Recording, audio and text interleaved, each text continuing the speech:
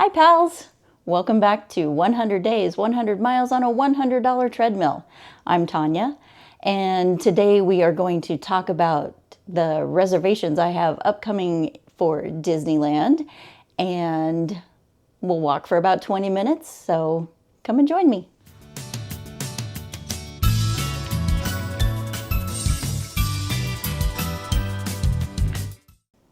All right, you ready to get this started? Ready for the countdown?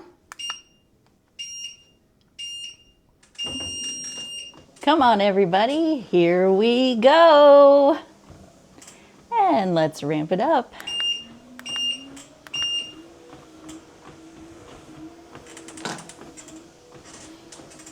Hope everybody's doing well today. I'm doing all right. Back to a rainy day here, rainy and dark, but what are you gonna do? It is January. But I am super excited because I've finally been able to, book my 60-day in advance reservations. Got all that done. So I'll show you a little bit of what that looks like once you have reservations and kind of how to go back and look at what your day looks like in the app now, and tell you about some stuff I found out about booking a meal at the Blue Bayou when you've only got 2 people, which they don't apparently have tables for, so they don't take reservations for 2 people, so you have to ask for 3. So anywho, let's get right into it, I guess. And I'm gonna go ahead and open up that Disney app.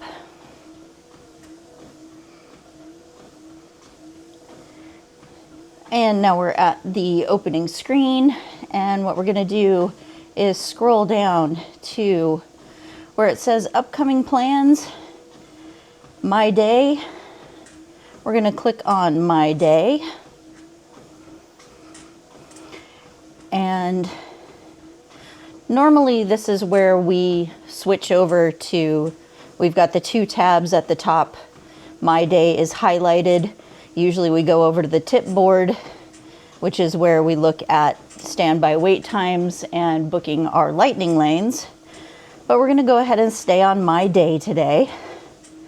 And we're gonna change the day. It will give you a calendar to select the day you'd like to plan. So we're gonna go ahead and click through, and you'll see that the 2 days I have planned for Disneyland, which is March 15th and 17th, are highlighted. So I'm gonna click on March 15th, and it's gonna just take it it's gonna take it a moment to pull up that information. And so this is one of the things that the app is really good for, is once you have all these things planned, you can go to my day and the day that you have planned, and you can look and make sure that you have everything that you want booked and ready to go for that day. So it tells me a couple of things. Some of the stuff that we've already looked at, which is what I have booked under my plans, is that I have 2 guests for Disneyland Park, and I'm good to go with my reservation. If I continue scrolling, it will also show me that I have 2 other plans booked for that day. So I'm so excited. We ended up being able to book that Disneyland Railroad guided tour, and that starts at 11:15. And so I'm super excited. I don't know how much of it I'm gonna actually be able to bring you guys on. I don't know how much they allow us to film, if anything. When we did, I think I've told you guys before, when we did the 70th anniversary tour, they said absolutely no filming of the tour itself. So I have a feeling that the railroad tour is going to be the same. So probably what we will try to do is take some photos, which we were able to do on the tour, on the 50th anniversary or 70th anniversary tour, and then kind of we'll probably do like an interview of each other, Chris and I, after we finish the tour, so that we can sort of bring you along on that tour. So we've got that booked for 11:15, and then we're gonna have dinner at the Blue Bayou restaurant at 8:30 that night. And that's pretty exciting. We're looking forward to both of those things. But yeah, so that's what you'll find there. So if I wanted to go back and make sure, I could change my day and see what I have booked for March 17th. And I don't have anything booked there that day. Sorry, it was just showing me the previous day there for a second. But it does tell me that I have 2 guests booked for Disney California Adventure, which is our start park that day on the 17th. And I don't have any special things yet planned for that day.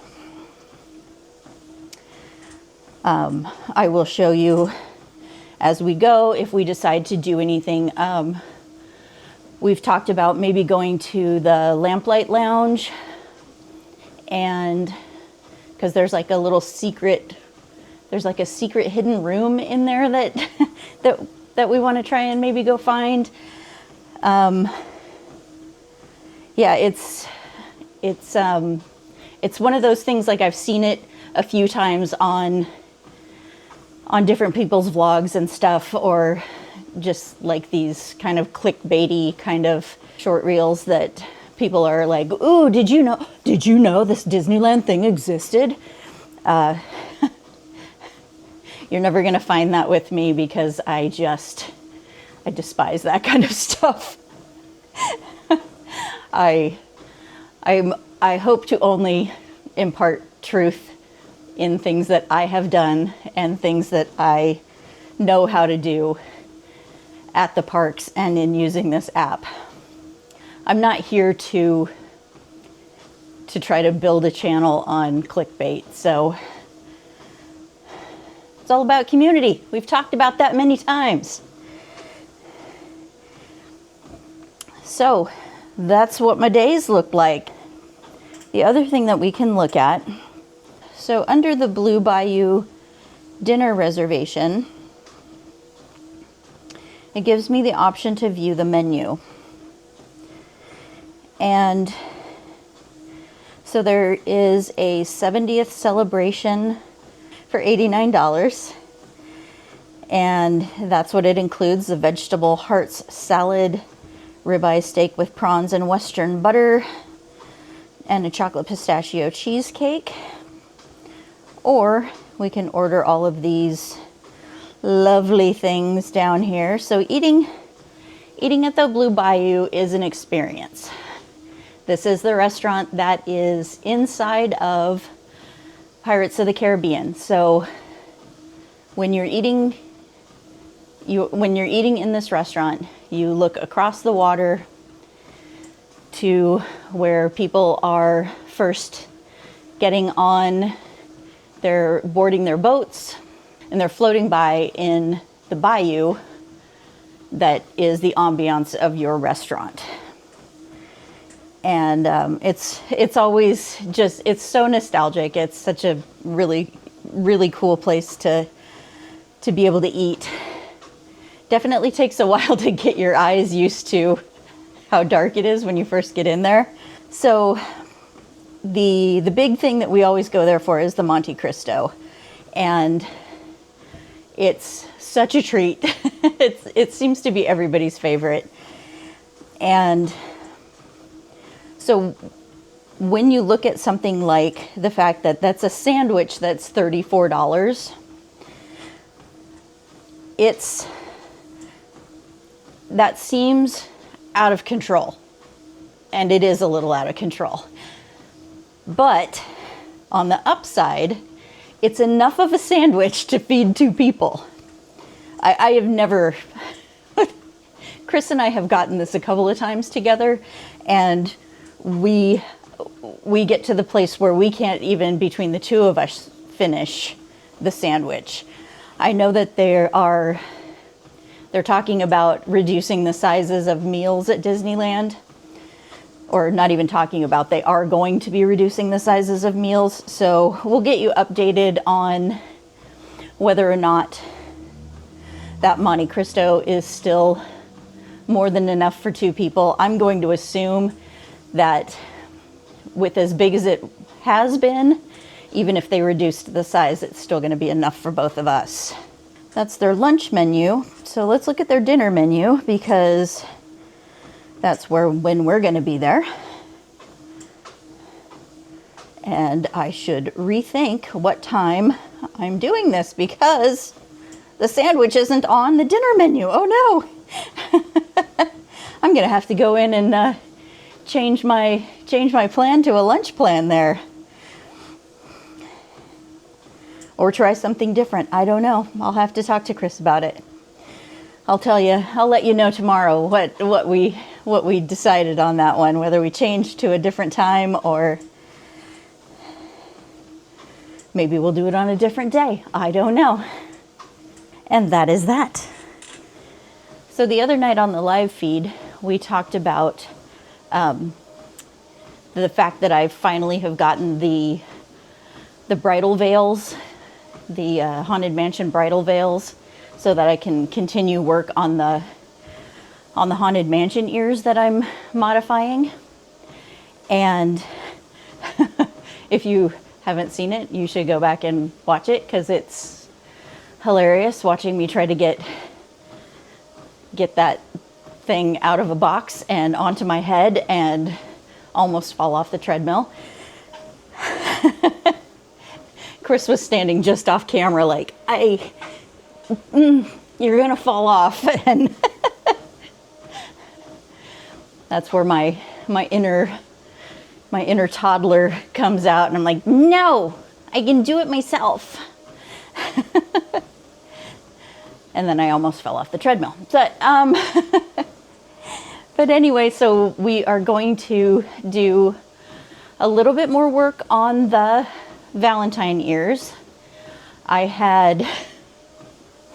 Once I started working on the patches, I just had like problem after problem with trying to get those patches attached to a piece of felt backing so that I could attach them to the ears. So I'll just show you a couple of little clips of how badly that went. And for some reason my camera had weird settings. I clicked something I should not have clicked, and all the video was way too dark. So we're gonna get finished up on those and get back to the Haunted Mansion ears. And so I'm really looking forward to getting those finished and out to the pal who has said that they would like to have them. So looking forward to that. Let's go ahead and take a look at what I've done on the Valentine ears. All right, pals, well, we're going to do a little bit more work on the Valentine ears. Hopefully we'll be able to get these done today. I don't like the way that it's so much white when they're on the ears, so I'm actually going to trim these down, and I'm just going to cut close to the design.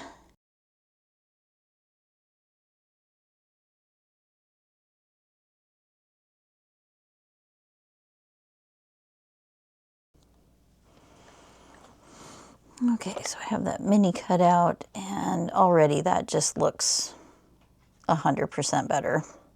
And we'll cut Mickey out.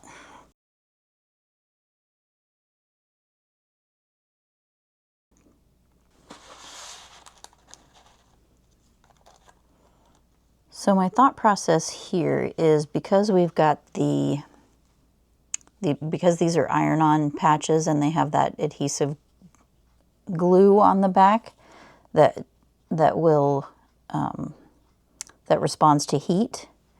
I'm gonna try. Hopefully this will work. But I'm gonna try bringing out my heat gun again, heating up the back of these so that they will stick onto this felt. Not quite where I want her. Great. I melted her rhinestones as well. That's fun. That's an interesting phenomenon because now her little pearls are actually kind of like bonded into her skirt, which is kind of cute. I'm gonna have to do something about these rhinestones. Things you learn as you're going. So we'll glue those back on and come back in a minute. All right, that didn't work at all. So we had to pivot and we're going to use a hot glue gun instead. Okay, fine. So we are going to revert to needle and thread. All right, we are down to the last of it. So we're gonna go ahead and glue these patches on. Today I have sewn the Mickey and Minnie onto a felt backing after cutting them out. Hopefully I tacked enough video together to show you that process.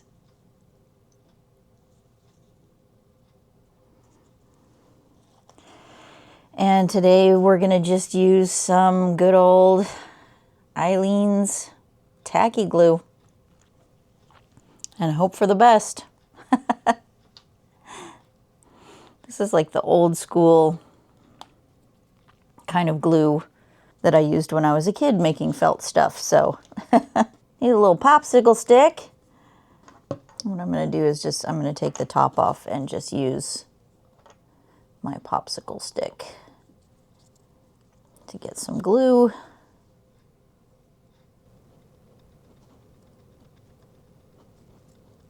And the reason that I'm using this kind of glue is because it will sort of soak in and bond with that felt.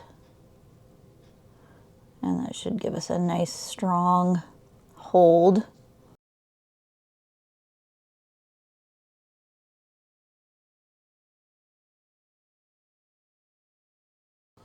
My mom has been a crafter and sewist ever since I can remember. And she always encouraged my brother and I to make things with our hands, and we did a lot of like Christmas bazaars and sold our little handmade gifts and things back in the day. And find the spot that I want Mickey to be.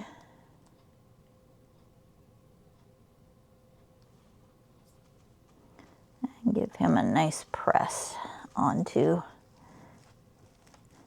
the ear.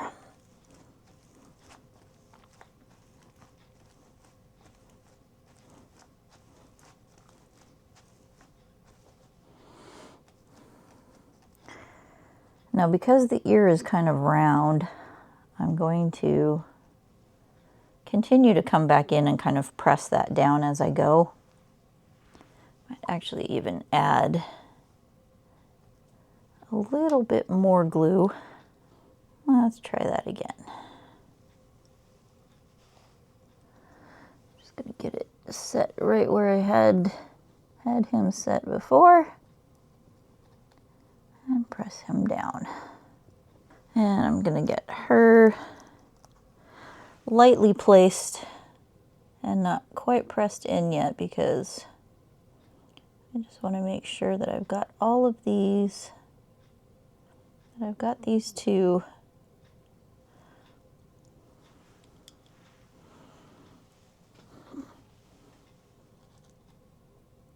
facing each other pretty well. I'm going to press her on as well.